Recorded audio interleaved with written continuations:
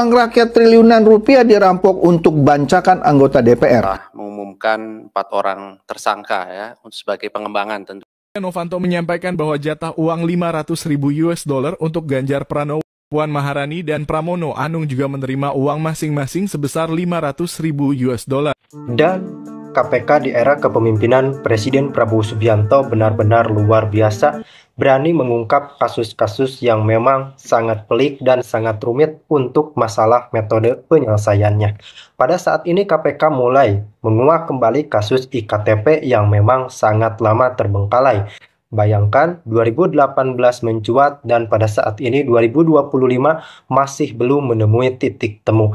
Jadi artinya Pak Presiden Prabowo Subianto sangat geram akan hal tersebut, maka memerintahkan seluruh jajaran untuk segera bergerak cepat, sigap, dan tepat untuk menangkap para tersangka yang memang selama ini masih berkeliaran. Rasanya hanya sangat tidak adil ketika kasus korupsi IKTP hanya dilimpahkan kepada Setia Novanto. Meskipun pada kenyataannya beliau memang bersalah, namun negara harus menangkap semua pihak yang memang terlibat dan bersalah. Dalam kasus ini lagi-lagi masih sensitif karena memang ternyata kembali kader PDI Perjuangan terindikasi terlibat. Memang pada saat persidangan pun Setia Novanto mengatakan ada petinggi partai PDI Perjuangan yang memang beliau sebut menerima aliran dana dari uang panas korupsi IKTP. Namun hingga pada saat ini, pada berita ini diedarkan, belum satupun dari nama tersebut yang diperiksa oleh KPK. Ini kira-kira ada apa? Mungkin KPK telah mengumpulkan bukti-bukti terlebih dahulu atau ada semacam strategi-strategi lain dalam mengungkap kasus tersebut. Artinya memang kasus ini akan menemui titik baru dan babak baru dalam penyelesaiannya. Kenapa saya katakan demikian? Karena Paulus Thanos yang merupakan bisa menjadi saksi kunci selanjutnya sudah tertangkap di Singapura. Dan pada saat ini dia sedang dalam proses ekstradisi oleh otoritas Indonesia berdiplomasi kepada Singapura untuk memulangkan tersangka tersebut. Lantas Anda mungkin bertanya, Paulus Thanos sudah memiliki kewarganegaraan lain.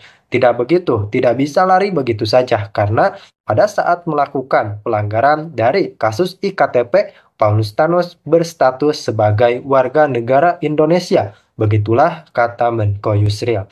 Jadi rekan-rekan, pada saat ini bola panas IKTP kembali mencuat. Ini seolah menjadi bom waktu yang memang akan meledak pada suatu saat nanti. Kenapa dikatakan demikian? Karena para tersangka yang terlibat belum sepenuhnya tertangkap. Dan inilah yang menjadi masalah. Karena memang kita kan selalu menggembar-gemborkan keadilan. Tentunya sangat tidak etis ketika negara yang menggembar-gemborkan keadilan justru membiarkan koruptor berkeliaran di panggung politik tanah air. Artinya kita akan melihat bagaimana tersangka-tersangka baru akan muncul dan tentu saja drama politik selanjutnya akan kembali mencuat. Kita nantikan saja bagaimana respon-respon dari pihak yang terlibat. Nih ya, uang rakyat triliunan rupiah dirampok untuk bancakan anggota DPR. Kenapa KPK lambat sekali tuntaskan kasus EKTP? Kenapa cuma Setia Novanto? Dan baru-baru ini untung ada satu lagi, Paulus Thanos yang ketangkap di Singapura. Nah ini akan dibuka lagi nih kelihatannya. Yuk kita dengerin aja nih videonya, menarik. Pemirsa, sejumlah nama disebut-sebut menerima aliran dana korupsi IKTP. Oknum-oknum ini diduga ikut menikmati dana proyek pengadaan IKTP dengan jumlah uang yang bervariasi. Beberapa orang diantaranya bahkan sudah pernah diperiksa oleh KPK sebagai saksi kasus dugaan korupsi pengadaan proyek IKTP ini.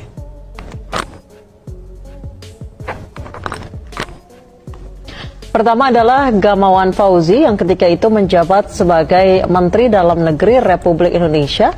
Ia diduga menerima 4,5 juta dolar Amerika Serikat dan 50 juta rupiah. Berikutnya dari PD Perjuangan ada nama Yasona Lauli yang diduga menerima uang 45.000 dolar Amerika. Ganjar Pranowo diduga menerima 520.000 dolar Amerika dan Oli Dondo Kambe diduga menerima 1,2 juta dolar Amerika. Dari Partai Demokrat ada nama Anas Urbaningrum yang diduga menerima 5,5 juta dolar Amerika, serta Marzuki Ali. Yang ketiga itu menjabat sebagai Ketua DPR, ia diduga menerima 20 miliar rupiah. Dari Partai Keadilan Sejahtera, Jazuli Juwaini diduga menerima 37.000 dolar Amerika.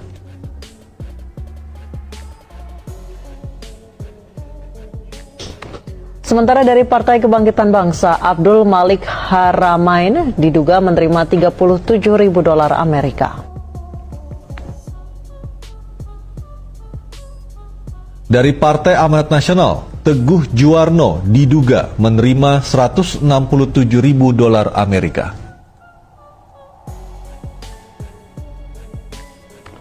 Sedangkan dari Partai P3, Nu'man Abdul Hakim diduga menerima 37.000 dolar Amerika. Berikutnya dari Partai Golkar, Ade Komarudin diduga menerima 100.000 dolar Amerika, sedangkan Melkias Markus Mekeng diduga menerima 1,4 juta dolar Amerika. Sadis ya. Cuman satu yang bikin saya bertanya-tanya, kok nggak ada nama Gerindra ya? Himbauan kepada para pedagang di pasar-pasar kaki lima dan pasar-pasar rakyat. Segera Anda menjual kaca pembesar agar orang semakin gampang mengaca dirinya sendiri. Karena banyak orang di Indonesia ini yang tidak sadar akan perilakunya masa lalu. Contoh nih, Mahfud MD, mantan Menko Polhukam. Waktu dia mendapatkan gaji yang besar dan fasilitas sebagai Menko Polhukam di zaman Jokowi, dia tidak pernah mengkritik pemerintah Indonesia. Dia tidak pernah mengkritik Jokowi. Padahal, apakah penegakan hukum zaman Jokowi lebih bersih dari zaman Prabowo? Tapi karena dia mendapat jabatan empuk, dia tetap cari muka kepada Pak Jokowi. Sekarang Prabowo baru 100 hari, sudah kemana-mana dia punya kritik dan nggak tahu lah, ucapannya sangat kasar kadang-kadang. Mahfud MD cepat ke pasar kaki lima, beli kaca agar kaca mukamu sendiri. Kaca yang jelas siapa kamu masa lalu. Masalah hukum sekarang, penegakan hukum sekarang adalah hasil keruwetan masa lalu.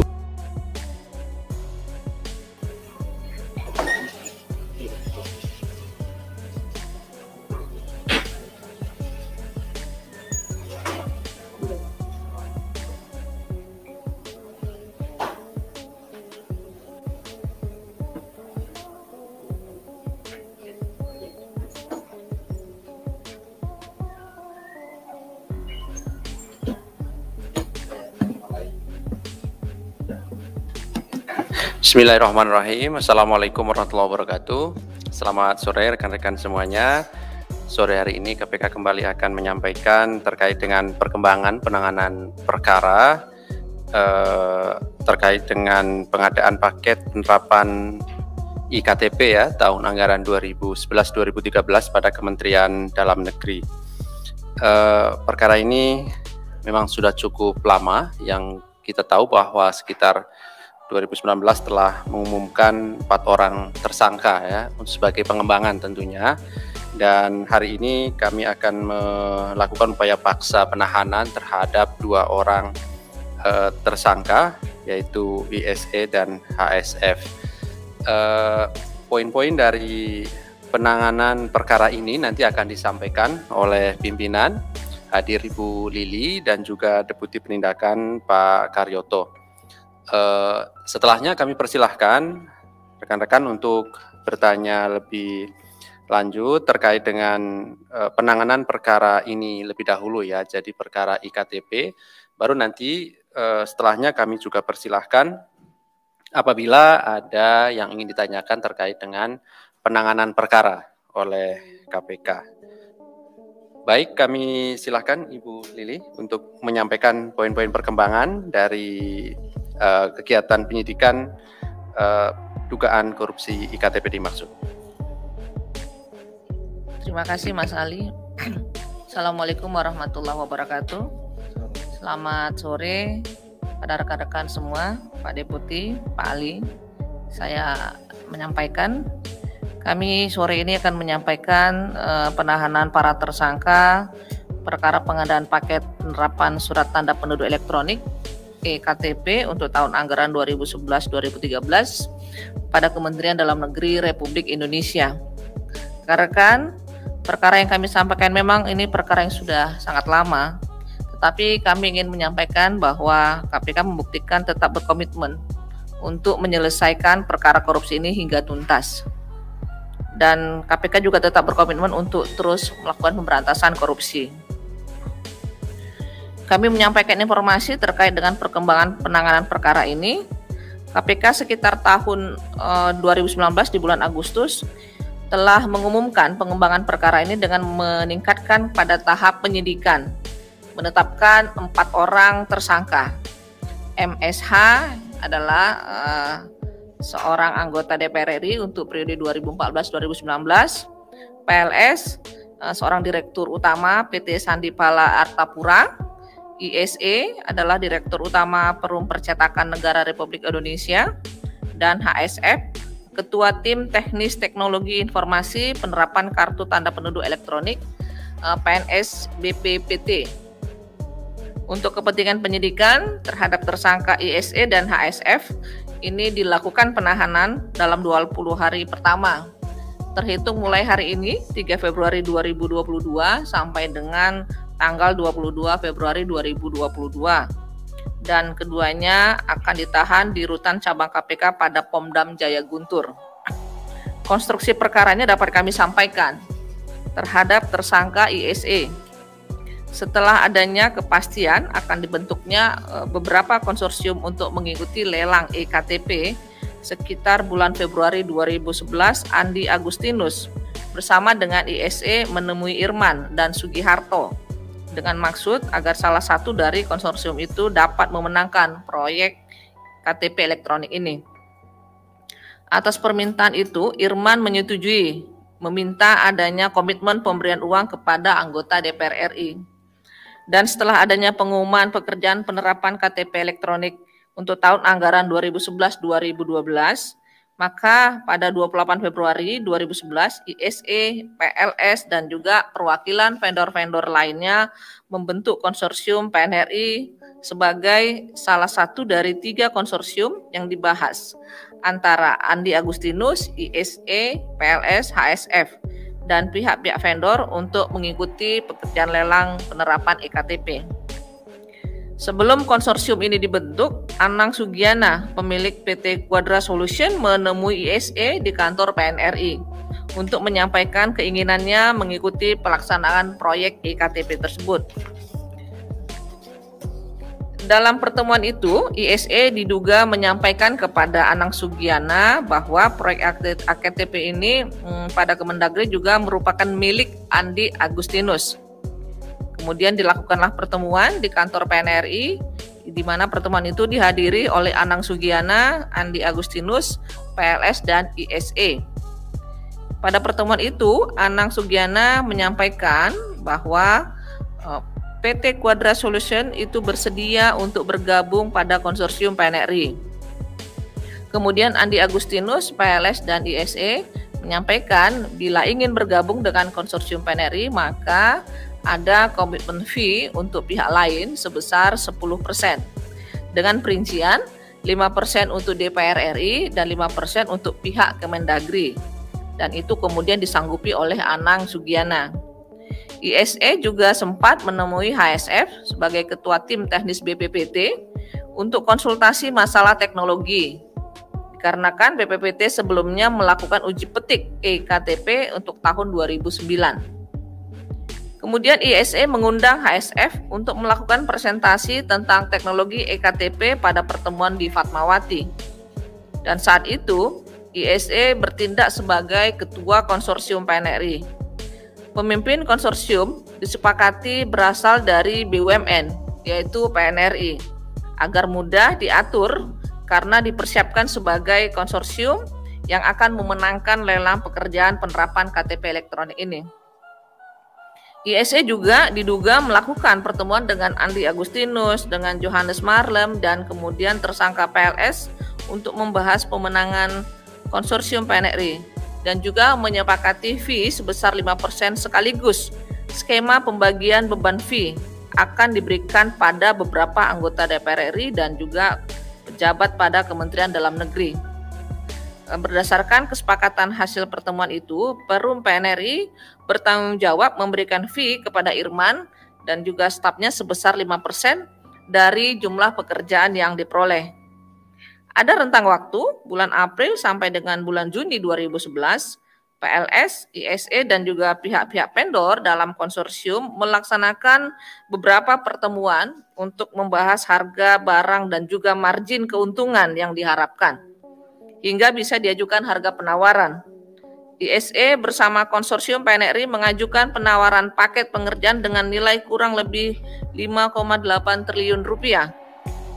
Dan tanggal 30 Juni 2011, Sugiharto menunjuk konsorsium PNRI selaku pelaksana pekerja penerapan KTP berbasis nomor induk kependudukan atau NIK, itu secara nasional KTP elektronik untuk tahun anggaran 2011-2012. Untuk melaksanakan kontrak itu, ISE membentuk manajemen bersama dan juga membagi pekerjaan kepada anggota konsorsium.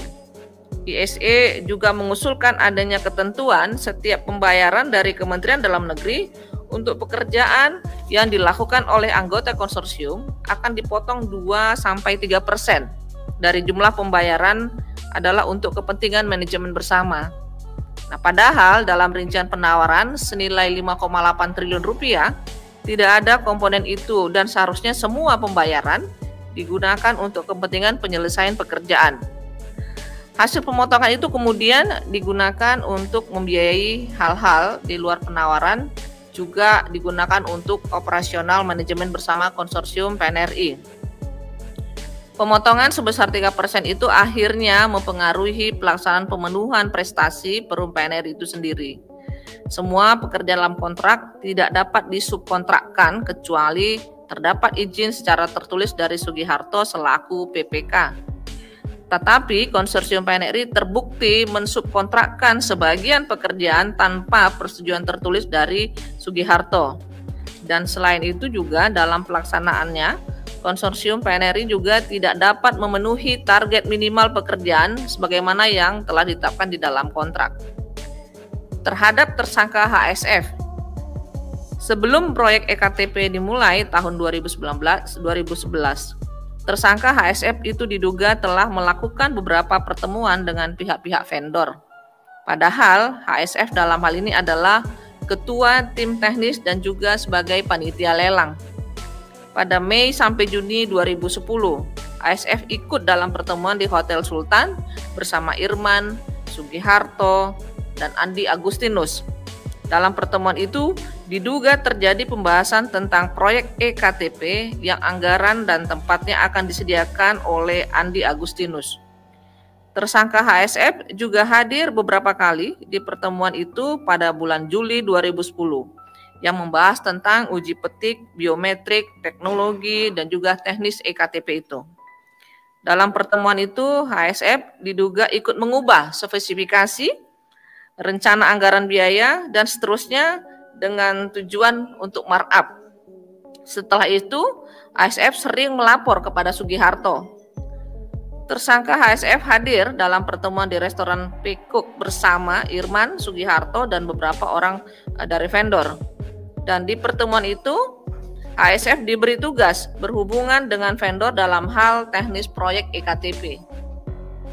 Tersangka HSF dalam sebuah kesempatan diperintah oleh Irman untuk pergi ke sebuah rumah di Kemang Pratama sebagai bagian dari upaya Irman mengawal konsorsium, yakni PNRI, Astra Grapia, dan kemudian Murabaki Sejahtera. HSF ditugaskan untuk membenahi administrasi supaya dipastikan lulus. Tersangka HFS diduga tetap meluluskan 3 konsorsium yang dalam proof of concept tidak memenuhi syarat wajib, yakni mengintegrasikan hardware security module atau HSM dan key management system atau KMS. Padahal proof of concept merupakan beauty contest yang bertujuan untuk menguji apakah barang yang ditawarkan bisa berfungsi dengan baik. Dan dalam perkara ini, kerugian keuangan negara kurang lebih sebesar 2,3 triliun rupiah. Tersangka ISE dan juga HSF disangkakan melanggar pasal 2 ayat 1 atau pasal 3 Undang-Undang Nomor 31 Tahun 1999 tentang pemberantasan tindak pidana korupsi sebagaimana telah diubah dengan Undang-Undang Nomor 20 Tahun 2001 tentang perubahan atas Undang-Undang Nomor 31 Tahun 1999 Jungto pasal 55 ayat 1 Jungto pasal 64 ayat 1 KUH Pidana. KPK mengucapkan terima kasih kepada pihak-pihak yang telah mendukung proses penyelidikan dan penyidikan dalam perkara ini. Hal ini tersebut sebagaimana konsep bahwa pemberantasan korupsi penting melibatkan seluruh elemen masyarakat. Pengadaan EKTP merupakan juga salah satu proyek penting pemerintah yang membutuhkan dana besar untuk melakukan perbaikan administrasi kependudukan yang manfaatnya dirasakan oleh seluruh warga negara Indonesia. Oleh karenanya, pihak-pihak yang diberi kewenangan untuk melaksanakan proyek ini seharusnya memegang teguh amanah rakyat, mengerjakan dengan penuh integritas, bukan justru memanfaatkan jabatannya untuk mengambil keuntungan pribadi melalui cara-cara yang tidak jujur. KPK berkomitmen serius untuk memberantas korupsi, sehingga akan terus berupaya secara maksimal dalam menangani perkara karena penegakan hukum tindak pidana korupsi juga dibatasi oleh masa kadaluarsa. Prinsip kerja KPK. Kami akan terus bekerja secara profesional, tentu berdasarkan kecukupan bukti. Siapapun pihaknya, jika cukup bukti, kami akan memintakan pertanggungjawabannya tanpa pandang bulu. Dan para tersangka tidak ada tempat untuk bersembunyi. Hal ini semata-mata untuk mewujudkan masyarakat Indonesia yang maju, yang makmur, sejahtera, dan juga bebas dari korupsi. Terima kasih kami sampaikan. Assalamualaikum warahmatullahi wabarakatuh. Silakan Pak Lili. Terima kasih Bu Lili yang telah menyampaikan perkembangan penanganan IKTP dimaksud. Berikutnya kami silahkan 3 orang penanya, 1 di belakang. Kemudian ada lagi? Oke, 2. Silahkan.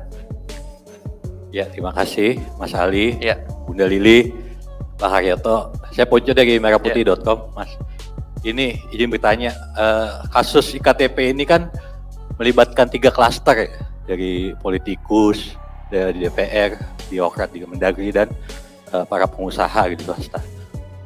Nah, di dalam dakwaan Irman dan Sugiharto sendiri itu kan sudah sangat jelas itu banyak politisi lintas parpol yang disebut menerima aliran dana dari kasus IKTP ini.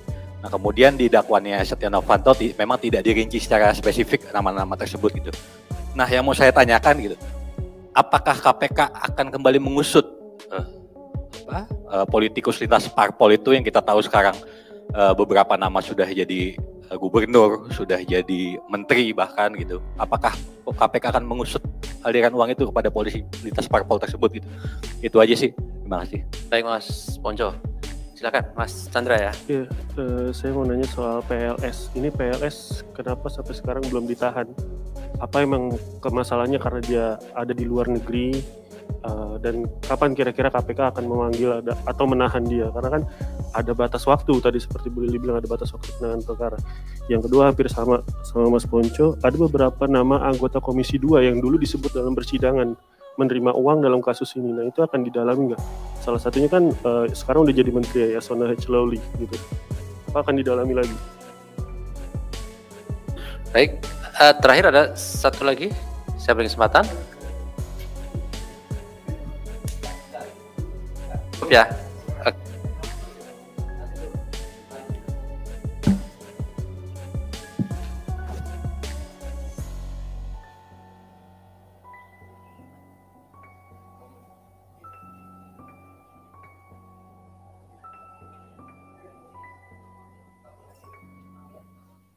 Ya, terima kasih Mas. Kalau ini kan tadi sudah kita sampaikan bahwa KPK tentu akan bekerja sesuai dengan kecukupan bukti gitu. Nah, tentu saja kalau memang buktinya ada, tentu KPK akan menindaklanjutin. Nah, kalau untuk yang PLS ini pasti akan dikoordinasikan karena proses itu masih berjalan, Mas. Jadi kita juga ingat dengan masa daluarsa yang ada sehingga teman-teman di penyidikan tetap akan bekerja untuk itu. Mungkin ada tambahan dari Pak Karyoto. Terima kasih. Assalamualaikum warahmatullahi wabarakatuh. Rekan-rekan media yang saya hormati, saya cintai dan saya banggakan, dan masyarakat Indonesia yang kami cintai.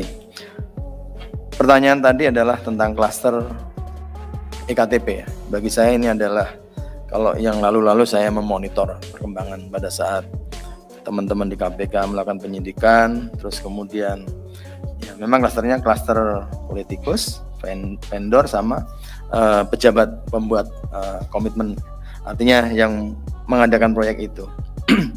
Prinsipnya ya kita lihat apakah dengan nanti penyidikan yang ini ada hal-hal yang temuan-temuan baru, ya kami tentunya akan menjadi memperhatikan ini. Ya selama tidak ada temuan-temuan baru, ya kenapa yang lalu tidak, kan gitu. Jangan sampai nanti kita juga tidak bisa mengada-adakan karena bukti itu kan ada.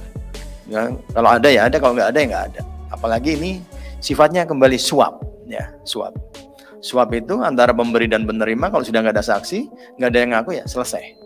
Kecuali memang di sini ada pasal 2 dan pasal 3-nya, perkembangan yang lain-lain adalah suap atau pemberian sesuatu atau gratifikasi.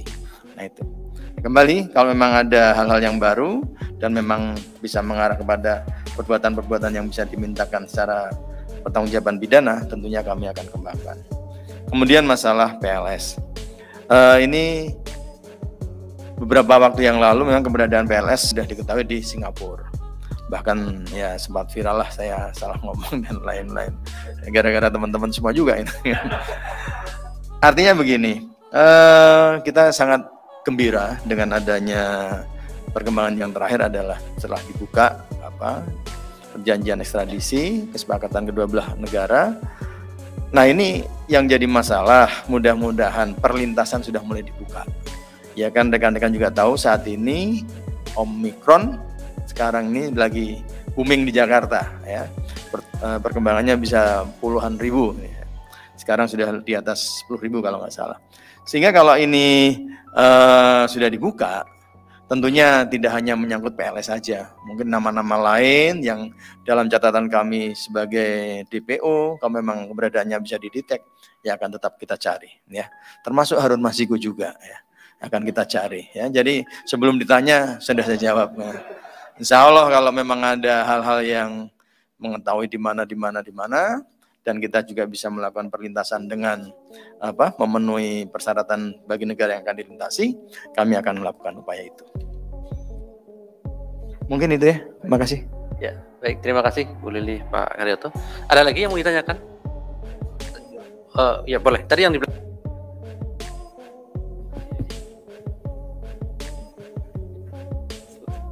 Selamat sore Bu Lili, Pak Karyoto, dan Mas Ali. Pengen nanya soal kasus pajak, terutama dengan terdakwa Wawan Ridwan. Mau nanya kenapa KPK hanya menerapkan pasal pencucian uang terhadap Wawan, sementara ke Angin, Dadan, dan lain-lainnya nggak diterapkan itu. Lalu pertanyaan kedua soal dugaan pemberian uang dari perusahaan-perusahaan lain di luar 3 yang telah disebut. Apakah akan kenapa tidak didetail sampai pemberinya, lokasi, dan penerimanya? Itu aja, terima kasih.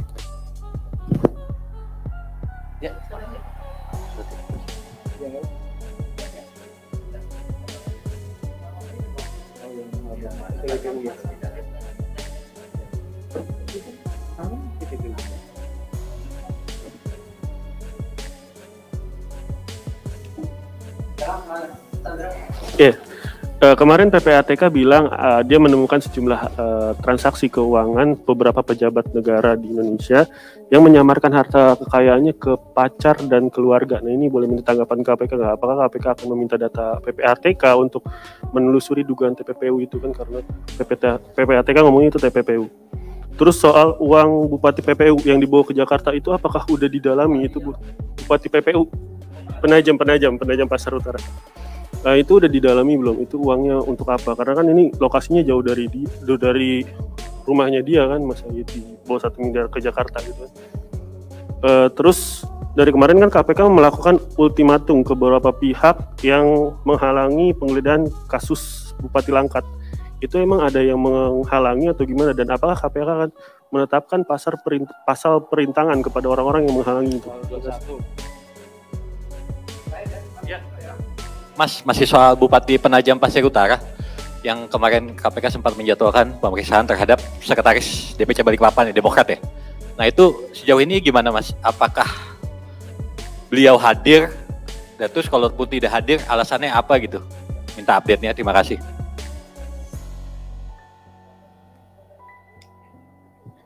Ini kalau Pak Jubir bisa langsung jawab aja.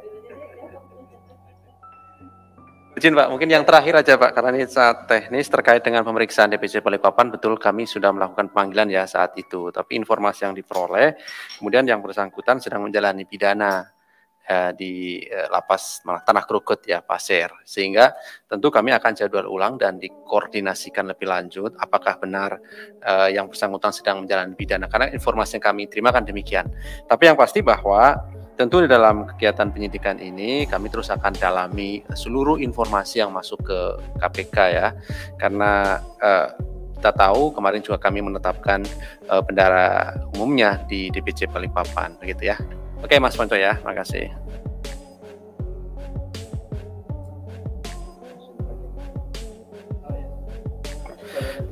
Baik, ya izin.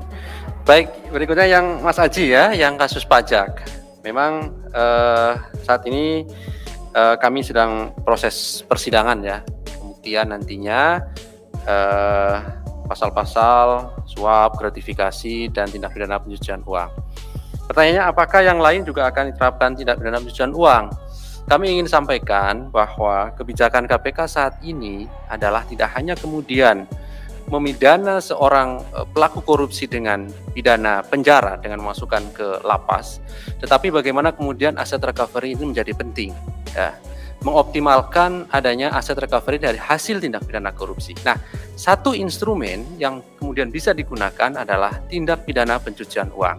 Nah, untuk itu sejauh kemudian di dalam proses penyidikan kemudian ataupun persidangan ditemukan bukti-bukti adanya mengalihkan dari hasil korupsinya, baik itu suap ataupun gratifikasi, menjadi disimpan dalam perbankan misalnya, ataupun di lembaga keuangan lainnya, ataupun mengubahnya ke aset-aset dengan tujuan untuk menyamarkan atau menyembunyikan, pasti kami juga terapkan tindak pidana pencucian uang kepada tersangka yang lain.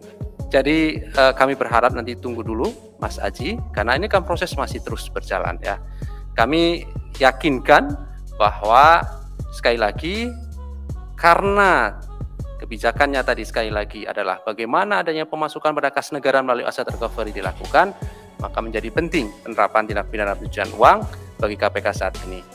Perlu kami sampaikan di tahun 2020 dan 2021 kemarin kami sudah sampaikan ada beberapa juga kemudian dalam proses penyidikan ini dikembangkan lebih lanjut ke tindak pidana pencucian uang ya, baik itu dari hasil tangkap tangan yang kami lakukan ada di HSU, kemudian Probolinggo ya.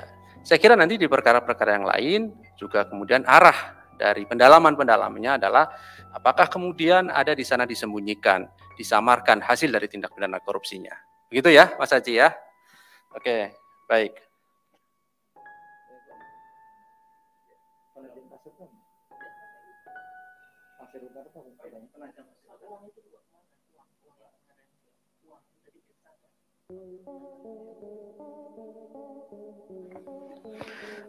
Saya sedikit mau jawab yang masalah PPATK. Ini kan terungkap di rapat dengar pendapat ya. Intinya ketika hubungan kami dengan PPATK ini sangat bagus, dan kami salah satu institusi yang sering di-feeding oleh PPATK.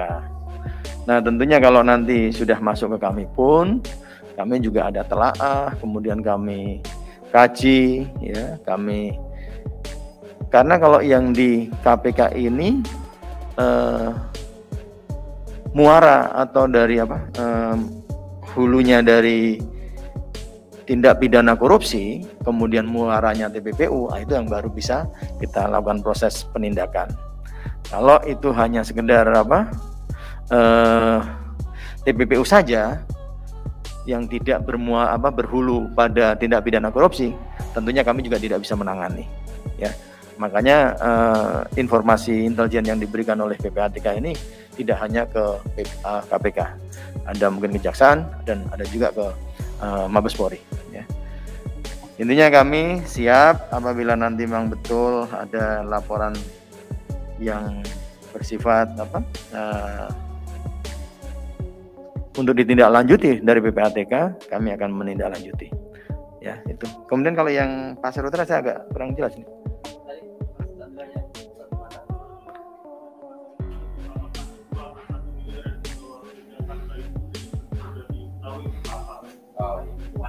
Oh, ya. Ya, ini nanti saya dalami lagi ya.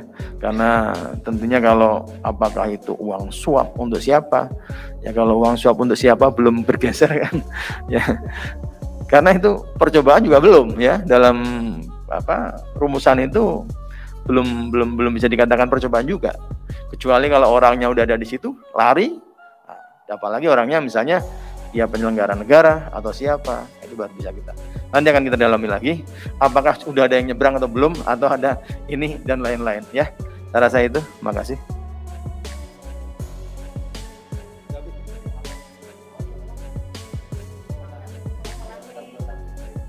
Oh, dari awal itu maksudnya? Sana teman-teman rumah saya kan ada lagi penduduk di sana. Penduduk? Iya, di rumahnya si Bupati. Ya, tentunya nanti kami akan koordinasi dengan kepolisian daerah Sumatera Utara, bagaimana kita akan melihat perbuatan-perbuatan yang telah dilakukan oleh masyarakat. Kalau dia hanya mungkin diprovokasi dan lain-lain, ya kita cari aktornya siapa. Nanti akan kita kerjasama dengan kepolisian daerah Sumatera Utara. Mungkin itu, makasih. Terima kasih Pak Karyoto dan rekan-rekan semua yang hadir pada sore hari ini. Kami akhiri. Assalamualaikum warahmatullahi wabarakatuh.